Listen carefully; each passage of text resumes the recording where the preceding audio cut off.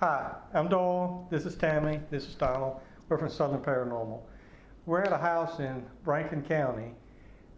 There's been numerous claims in this home, from apparitions to voices being heard to all kinds of lights being seen, chandeliers swinging, just multiple things.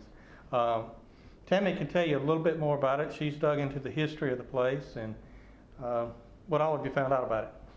Well, we do know that the home has been active pretty much since the building. We've had apparitions, shadow people. This chandelier has actually been turned on and off by command, swinging. We've had heaviness on the beds where it's like someone sits down. We have... Just today, y'all had the obelisk go off. Yes. And say someone's name that helps clean here, Mm-hmm. and it also said clean beast, and they call the vacuum cleaner That's correct. the cleaning beast. And we did not know that at the time. We found that out later on, but yes, that's correct. And so what we did, we have brought Shadow down. We have got it set up. We've got all our cameras laid out and everything. And we're already broadcasting live here tonight. We're on Periscope. You can go to our Facebook page and check us out for future, hunts that we may have coming up. Tonight, Donald, how many cameras we got out in here? We've got 5 cameras. We've got a full spectrum camera that is actually in the main hotspot of the house, the back bedroom there. We've got full spectrum in there. It's where reports of a vortex or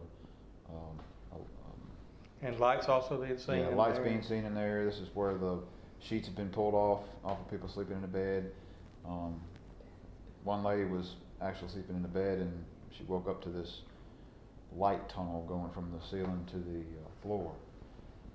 There's just some of the things that one of the psychics that have come in that was friends with the homeowner said there's 2 resident spirits that live here that I guess it's like a portal, paranormal portal here. So.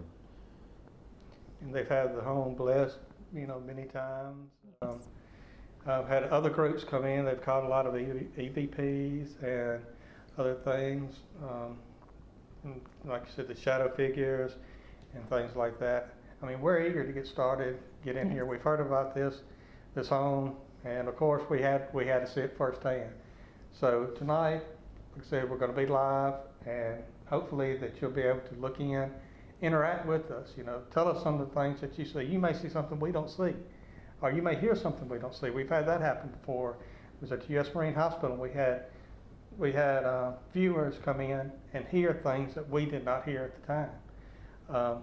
So if y'all are ready, we'll go lights out and see what we can find. Let's go. This is Tammy Franks with Southern Paranormal, and we are here interviewing Mr. and Mrs. Threet, and they help keep the house clean here. And so we appreciate you wanting to talk to us. And can you, one of you just start and tell us kind of any experiences you had? Well, I've had them. Somebody cut the lights off on me, and then I was upstairs, and I walked out on that little balcony. I heard a racket, and that bird sitting over there. Wasn't nobody down here, but that bird was rocking up a storm. And but that's about all I've had. Just the lights being cut off and that. Okay. And the vacuum being unplugged. Well, the vacuum cleaner gets unplugged to get a bit. Okay. It's like they don't like that vacuum cleaner because he can plug it up and they'll unplug it. Maybe the noise? Mm-hmm. That's what we think. Okay. Anything that you experienced? Yeah. I've seen shadows around that fireplace. I have felt people, a presence of something over me lots of times, but I just, go about my business and kind of ignore it. But I talk to them.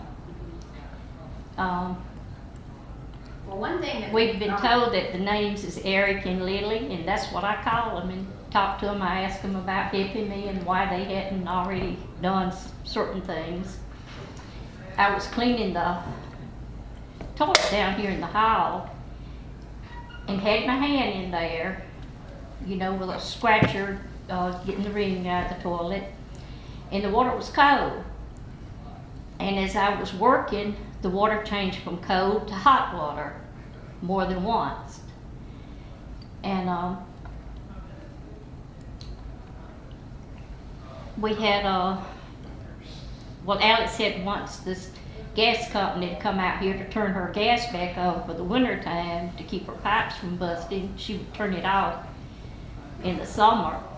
And this guy came to the door, and I thought at first when I answered the door, you know, it was a ghost, or it might have been a ghost, but I opened the door and it was a gas man. And he asked could he come in, you know, and turn the gas on, that it wouldn't take them but a minute. And I told him who I was, we were the housekeepers. And I said, yeah, if you're not afraid of ghosts. He said, well, I'm not, but said, me and my partner's gonna be, you know, going around checking the gas lines and lighting the hot water heater and turning it on. So he went and got this black guy, and they went about their business. They were out on the car porch, and when they come back in, he said, ma'am, did you turn the lights out on us? I said, no. I said, I've been, you know, busy doing my work. He said, well, somebody did. I said, they turned the lights off. And this black guy came out with his eyes as big as white saucers, and he took off out the door. He didn't want any more to do with the house. Well, one thing that I've been here, this is my second visit, and I don't feel any negative energy or anything like that. And They're friendly. That's what I was trying. That's the feeling I get, because I'm not afraid of them. You know, I go about doing my work, and I We can try to get feel. them to help us clean, but they Yeah. won't. If they start, let me know, because I need them. Okay. But you can feel their presence. Have you? And we've had things that's moved. There's been several things over the top of that door right there that would be in the floor. Even things that have failed and broke. Alice even knows that herself. Different things about the house that she's not here that often herself, but there's different things that move.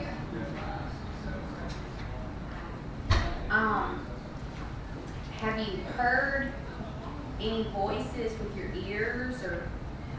I hadn't heard anything.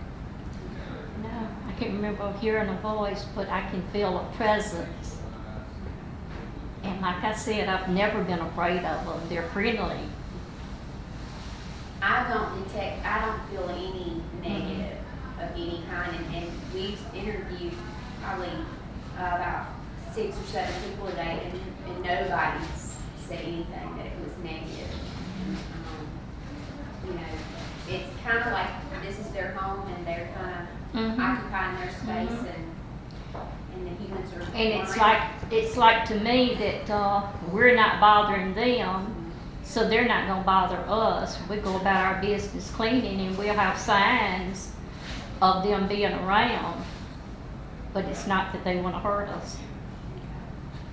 All right. Well, we do appreciate you talking with us, and we're excited to be here, and we're hoping we can validate some stuff, and we have a bunch of history that we've come together with, and hopefully we can use that history to validate some of the things, and so we're excited. We're ready to get started. Thank y'all for willing to talk to us, and a lot of questions that we'll ask, questions we've probably already asked you, but now we're going to do it formally. And let's see, Mr. Smith, your house is located right beside this home. Was it here this home was built? No, this house was already moved in Okay, so this, 1992 when we moved. So this home was built and then you built your home? No, actually, I believe ours was built when we bought it. Okay. Do you know any history of this land here? Just a little bit that, from what I was talking to you earlier about, being from the ancient days, I was supposed to 1800s, early 1800s. And as far as that, the only difference in the parcels, the tree line, the big oak tree probably runs between our house and ours. Can you tell, have you had any experience, with paranormal over here? Yes, I have. Right, can you tell us about it? One time, me and my daughter and a couple of her friends was over here at night and we, of course, the lights was out, but it was full moon, I believe, wasn't it? In the street? We could see each other very well. And a ball of wax hit this wall right here while these pictures are hanging so flat. None of us threw it. And I don't know which direction it came from, but it hit that wall and splattered a big old ball of wax It was on that table. on the table. So the regular kind of smells good. And this mirror right here, I was over here one night and everybody else was upstairs and I saw a shadow figure go past that mirror. And no one down there with it. That's two of the strangest things I've seen. So what did you do? How did y'all react? As soon as the wax hit the wall, I believe we left. And when the shadow went by the mirror, I fell down and she come back down. I went after that. Okay, and Aaron, you, are over here a lot, right? Ma'am? You're over here visiting a whole lot. Yeah, I'm over here a good bit. Okay. When you had told me earlier that since you were little, you remember the house being here, so. Well, when we moved in, it was here. I don't have any recollection of it not being here. What can you tell me, you had paranormal experiences, of course, with your dad. Have you had any others besides what he mentioned? I'm the only one of all of us that have had experiences here that has seen the full apparition of a spirit. It was not what I always imagined, kind of ghostly or transparent, just as clear as you want. And it seemed like a long time that we were looking at each other, but it probably was 2 seconds. And we were doing yard work, and came around. I was on the lawnmower, and I came around the back of the house, and he was standing at the back window, back glass door that I showed y'all, just looking at me. And I panicked, and I jumped off the lawnmower, and I ran back to our side of the property, and I cried for a couple hours. I took a shower because I was in the middle of a panic attack, and then calmed down enough that I could call Allie. And I started telling her what happened. I started boo-hooing again. She started crying. I was crying. We got nowhere with that conversation. It was very emotional. I didn't talk about it with anybody other than them for 3 years until the interview 2 weeks ago with the news. I've not really mentioned So it's it. been about 3 years ago. But it was a summer 3 years ago. Can you tell me, was the emotion, did you feel the emotion before you actually saw him? Did you feel something, or did it come from being afraid, or? It startled me. The part of being startled was scary. He was not. Not any part of that felt aggressive or harmful. And even on the news, I've always explained it as when you fix your coffee in the morning, you're just standing there at the window drinking your coffee, just kind of, just looking out the window. That's how he seemed to me. Just like he was just watching the property. Yeah, he was probably about my height, 18 or 19 years old. He was very handsome.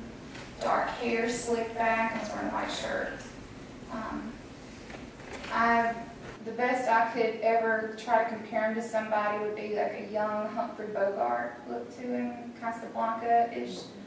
But a attractive guy.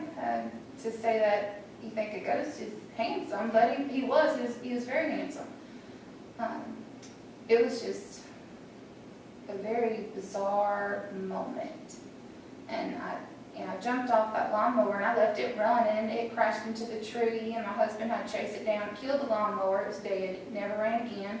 Oh, no. So it was, it was very overwhelming, but it was not, there was nothing harmful in it whatsoever. I'm just an emotional person, and it was a very emotional moment. And it took a while for me to get to the point where I could talk about it and not feel like people are going to say, well, she's just crazy. But I became comfortable with it too. And it took me a while to get to where I wouldn't just burst into tears when I talked about it. Because I really don't know if I felt like, I knew all this was real and happening, but that instant justification of things that I've seen many, many years was just, at that point, it's no denying it. And that can be a hard process for me at times. But it was just, I don't know if I'd like to say it, I'd like it to happen again. I'm glad it did, so we have some knowledge of what he looks like, or whoever the spirit was. But I would probably prefer it to happen to someone else this time. Okay. Is that the only time you've seen him? That's the only time I've seen just crystal clear. Several, I'd say probably 30, 40 times. In the mornings I get over to their house early to drop the dogs off. And the upstairs bathroom has a curtain. And I'll drive up and there's nobody here, and the curtain, you can see the curtain being held back, and then I'll get out of my car and the curtain will let go and swing shut. Or I'll go in the house and the curtain's closed and I come back out and it's open. Different scenarios like that with that curtain is probably 35, 40 times I've seen that just within the past 2-3 years. Have you know anybody else has seen the man crystal clear? Not like I saw him, unless they're not saying it, but to my recollection, that nobody is, and I don't know if it was, he was intentionally showing up for me. I think that he just happened to be at that door and I just happened to be coming around the corner. I don't think it was, oh, there's Aaron, let me show up. It just was perfect timing. Okay. From all that I've talked to Miss Alice, and I get the impression that there's nobody that's, I know that kind of startled you, but as far as any evil presence, that's not here. That's the kind of impression I get from the people I've spoken with. I've never felt it to be aggressive or harmful or anything, personally. I can't speak for the other people, but I've never, even when I was a child, never felt that here. Did you know as a child that things were going on here? Yes. And I told them, they thought it was just my childhood imagination. Do you remember her telling you? Yes, I do. Yeah, I even created a little club for my little girlfriends that we were crime solvers or ghost hunters or something, and we had a little clubhouse because there was something here. And I was probably about 6 or 7. And it was about that same time that I saw the lights outside of the bedroom window. And I saw those when I was about 6, 7, 8, and then I saw them again when I was in junior high. And I haven't seen those since, but they were the same thing. And years later, Alice has seen the same ones too. We just didn't know that each other had been seeing these same things over the years. So lights outside the window. Outside the bottom's downstairs bedroom, about this big, and they were a bluish tint color. Not solid like a ball, but kind of transparent. They were pretty blue, and there was 3 of them. Both times that I saw them, there was 3, and there was 2 at the bottom of the window and 1 towards the top. And then years before that, when I saw them, I can't remember where they were, but they were in the same general area. So I've seen those twice. But that was been 20 years ago, the first time I saw them. All right, Miss Ashley, you grew up here. I grew up. How old were you when you first noticed maybe things just weren't right? To be honest, looking back at it, there was nothing wrong here until when I look back. You know, I couldn't have said this thing, but nothing happened here until I was about 15 years old when my half-brother moved in with me. And we had one of our really good friends that got killed in a car wreck. He was killed in a car wreck. And after that, we got this fascination with the Ouija board. And so we got one, and we would hang out outside trying to talk to this child, you know, that, anyway, we did that a lot because it was such a loss to both of us in different ways, but we did that a lot. And then right after that, looking back, you know, that year, because I graduated early, so I know like the amount of time. Looking back, I can say that it was about that time that strange things started happening in this house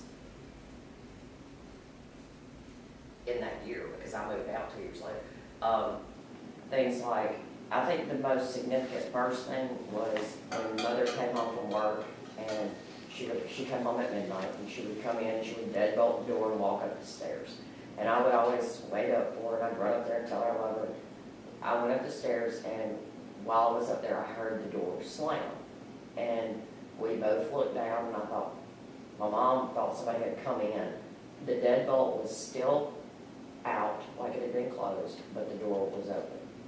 And that was scary. But, you know, that's always explainable. You know, I always try to think, well, she just didn't close the door before she opened it, you know. So that was one of the first things that I thought was strange. And then after that, my grandmother was here, who was 85 years old. And my mom and my grandmother were sitting in two chairs, and I was across the room. And we had these two antique candelabras that my grandmother had given us. And the candlesticks just picked up, and they didn't fly across the room, they just sort of levitated across the room and fell. And that was scary. But I was 16 years old, and you know, I just really kind of blew it off. And there were always times that I felt like somebody was here, and my whole life I would hear my name, and I would hear my name all the time. And I've never done that since I left this house.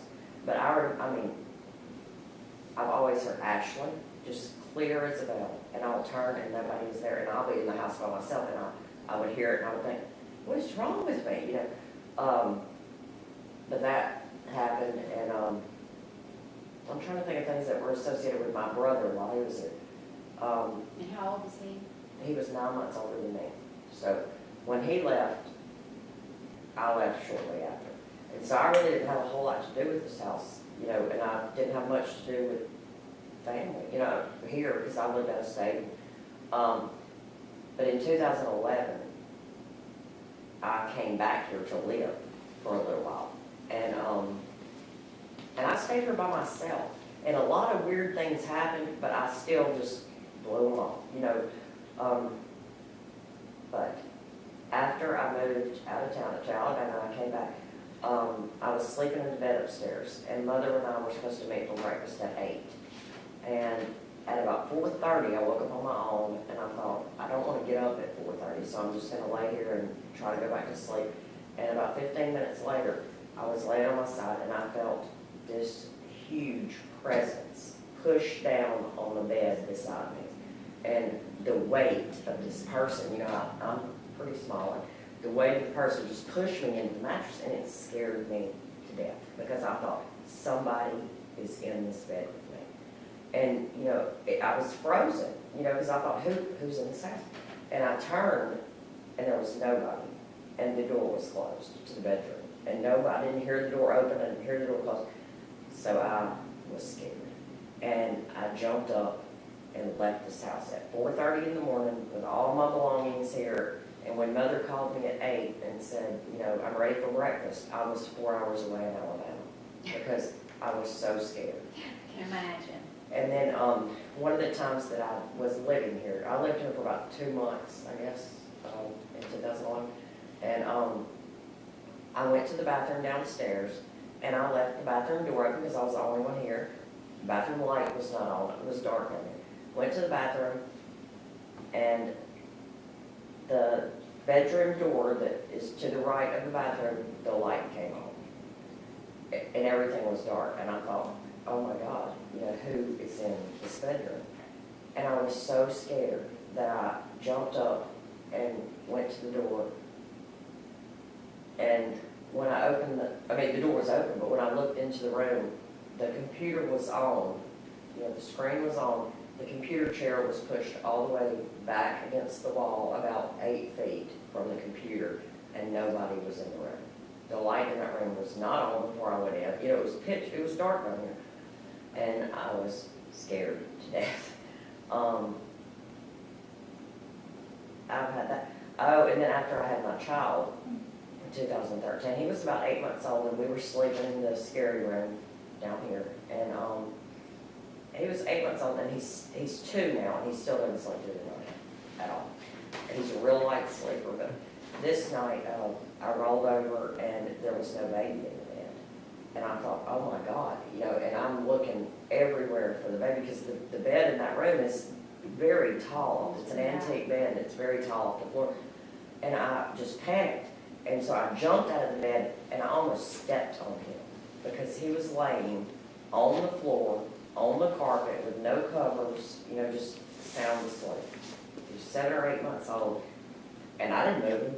And if he had fallen off the bed, he would have cried, because it's a 3-foot, you know, it's a big bed.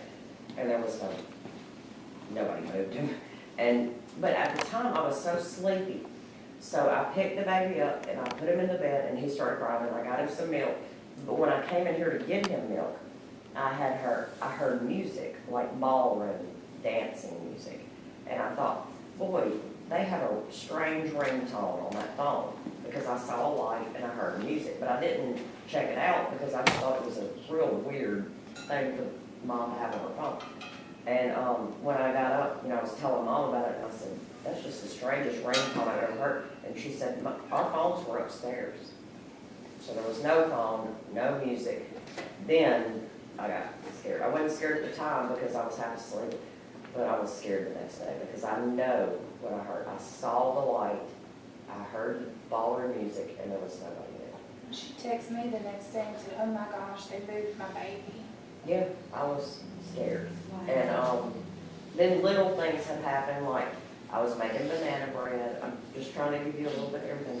I was making banana bread one day, and it called for a high temperature for a short amount of time, and we left, and I forgot about it. But I'd only been gone about 20 minutes, you know, and I called the neighbor, Aaron's mother, and I said, you know, please run over there and cut that bread off, because it's going to burn, and it was forgiving. She came over here, and the oven was off. And that's happened a lot of times. We will put something in the oven at 350, and we'll go in there, and it'll be at 500. We And did it that making burns. brownies. And it's not, the oven's not messed up, it just gets turned. Or you'll put something in, like that needs to rise at a certain temperature, and you'll go in there and the oven's off. And We tried to make brownies here one night, she and I, and she turned the oven on. It was preheating, and then we put the brownies in, and we came back out here, and she went in to check the brownies, and she said, who turned the oven off? And none of us had been in there. And we turned it back on and came back out here and went back, and it was back off again. And it was just like, we were not going to get those brownies. Is it Made. controlled with a dial or is it digital? it's a turn, A turn. you have to turn it, and it would be turned.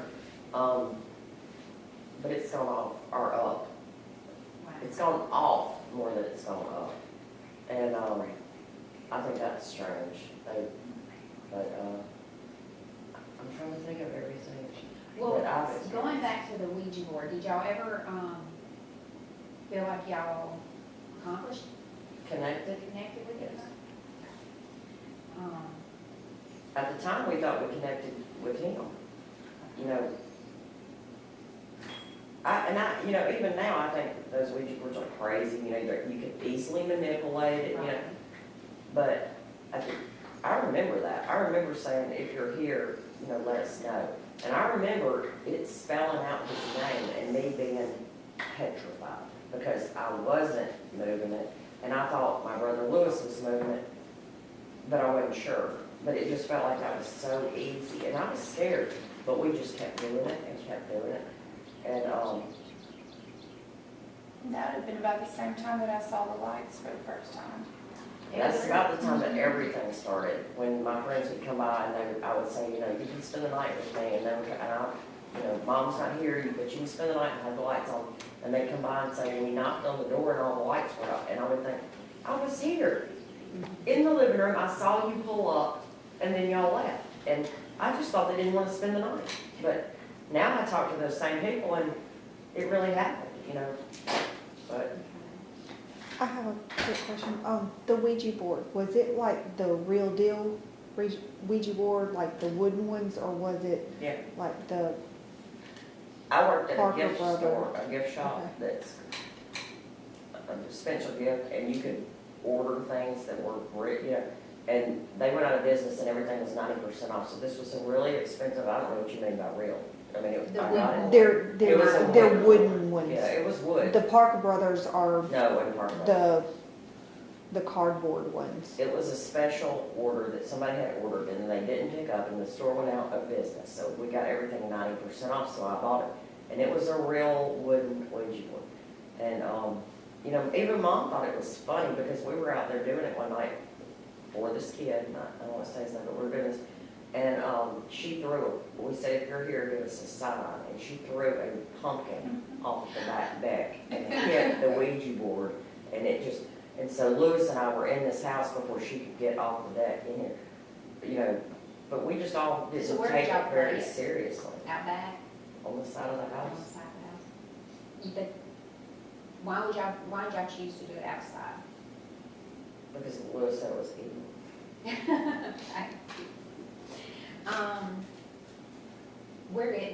Where's that board now? Did you throw it away? That is the strangest story of all time. There was a girl who's my friend on Facebook, so I can't tell you her name because she's in that case, but she lived a very short distance from here, and she had a crush on Lewis. And so she told my dad, she came over one time when we weren't here, and she told Dad that she had permission to go in Lewis's room and get a book for school. And so Dad let her in. And she came and she took a lot of Lewis's things. We were 16 years old. And that was one of the things that she took. And whenever we got our stuff back, like, you know, we went down there and got our stuff back, she didn't have it. And so we never saw it again. So I'm not quite sure that she took it, but it was that period of time that it got taken. Wow.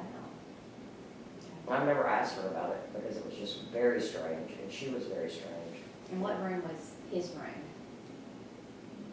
The scary ones. Scary one? Really? And was your room on the other side? Mine's the upstairs? computer room right here. Okay. All right, anything else that you guys can think of that we? I think Mark forgot something that was significant to me was when, about what you experienced was when Mom was here and she heard all that noise in the attic. And the cops. Oh, the police were involved with that. That, to me, was the most important. Yeah, because Florence PD don't come back over here. They're not too friendly with it now. That's, me and Alice was standing here, and it was two Florence policemen here. She had called the police. And She called you first she Yes, called she me. came over. because she thought she was crazy, She thought somebody was in the attic. but we don't have an attic. But you could hear something walking across there. And one of the Florence policemen, he looked at me and said, is there somebody up there? And I said, there's no one up there. And so he actually heard it too. The other one was here in the garage, trying to figure out, you know, if he could see what was going on up there, but there was nothing. But we could hear somebody walking across like raptors. Oh, wow. And the, Mom said it was loud and that she was scared, so she called Mark and said, can you hear this? And she said, it'll probably stop before we get Mark over. But he came and he said, yes, I hear it. I did hear it. How he long came back ago home was and said, this? that's crazy. How long ago was this? That was, this, 11 years? 11 years maybe? And 10, the 11 years. thing about this house is it's an A-frame house, there is no attic. There's a little access above the garage that the police shined the light up in and got up there, and there was nothing over there. But it was right here that you could hear. They thought maybe it was like a squirrel or something, and Might the be a police, the police were in that little bitty space trying to shine a light to see if it was, and he didn't see anything, and there was another cop downstairs, and he said, it is heading straight towards you. And that cop said, I don't see anything. And the cop downstairs went, well, I'll be damned. Yeah, and then they were just like, and they were gone after that. But that other cop said, it's heading, it's walking, making that racket coming right towards you. And I thought, there's nothing here. One of the other things I remember real distinctly is that we would smell bacon cooking in this house all the time in the middle of the night. I would come home, you know, I worked and I went to school, and I would come home and I would think, who's cooking bacon? You know, it's midnight, who's cooking bacon? And my mom would get up in the middle of the night and wake me up and say, you know, it's two in the morning, are you cooking? And I would think, I was asleep. You know, our dad would come down and say, can you make me a bacon and cheese sandwich? And I would think, there's no bacon, you know, there's no bacon. But it was real, it's just a weird, distinct smell that I remember all the time in this house. So you had a stepbrother, Half-brother. half-brother that lived here, any other siblings? He only lived here for a year and a half. And I think the Ouija board, our friend died, and he was real sensitive. I think it just was too much for him. And he left, and it was horrible when he left. And I left shortly after. You know, he was my best friend, and it was traumatic. But when he was here, life was bad. You know, just everything was bad. But he was my only confidant, friend, person that I could do so. And then when he left, it was just over. The family kind of fell apart. Okay. Well, I'm sorry. That's okay. About 2 months ago, my brother does handyman work for Alice, and he was replacing that door frame and that door going out on the balcony, replacing the whole thing. And he always come in, it took him a few days work to do this, but he always come in and shut the doors. And he was back there working on that door, and he heard somebody walking up these stairs. And he walked out right there and stood on the balcony, and nobody was there. So he brushed it off and went back and started working on the door. Then he heard him going down the stairs, and he come back, and nobody was there. And the doors were shut. That's a common thing. That is. I'll be down here and I'll think somebody cabinet lights will cut on. You know, you'll hear somebody in the kitchen or you'll feel pans, and then you go in there and nobody's down here. And those are the scariest things, is that you know you just heard somebody go up those stairs, but your kid's up there and you have to go to bed. You know, who's up there with it? You know, and those are scary times when you think you're not the only person in the house by yourself. I was in here with my husband, my cousin, and a friend, and we were upstairs and we had a flashlight and just, you know, just, he turned the flashlight on, and my cousin kind of real nervous like I am, and he and I were standing at the top of the stairs, and this door to the garage kind of came open, and we had come through the door over here, and this door was shut. But it came open, and he looked at me, he said, did the door just open? And it just opened, and I turned around and looked at it, and I said, I don't think that door was open when we came in. And the words had just come out of my mouth, and that door slammed itself shut, and we were gone. My cousin and the other two didn't bother them, but me and him just about took each other out trying to get out of here that day. That was very startling. And because I just said that door was not open, and bam, and not just like creeping shut, it slammed shut, but it wasn't open but this far. But I watched it happen. The garage door was closed, there wasn't like a way that the air pressure could have pulled it. No way any of that could have happened.